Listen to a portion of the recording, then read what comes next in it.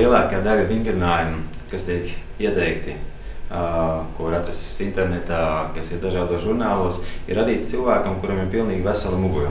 Kā jau mēs zinām, šādu cilvēku ir pietiekoši maz, tāpēc no šiem vingrinājumiem ir jāizdara tikai tie, kas ir universāli, nenodarīs kārtējumu pirmām kārtām.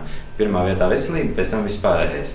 Tātad pirmais vingrinājums ir apsēžoties, apguļoties uz zemes, šādi te izstiep abas divas rokas un pastiepties vairākas reizes pēc iespējas tālāk uz priekšu. Tā it kā mēģinātu kļūt garāks. Nākamais. Šādi te pretēji pacelt vienu otru roku.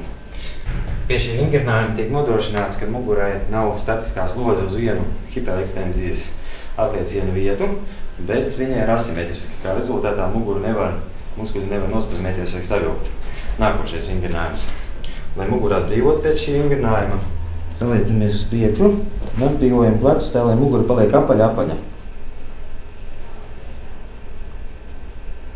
Kad viņa šādi te ir atbrīvota, varam ķerties klāt pie nākamā vingrinājuma. Apguļoties uz muguras, pievelkam krustu daļu klāt pie zemes, tā, lai pilnīgi viss mugurkauls būtu klāt. Šajā pozīcijā ir vienīgā pozīcija, kurā atbrīvojās viss mugurkauls. Tad ar roku dalnām it kā stiepjam uz leju. Šādi te vairākas reizes. Lai sanāk diezgan pamatīgs stiepiens, pakalsim uz augšu, rokām uz leju.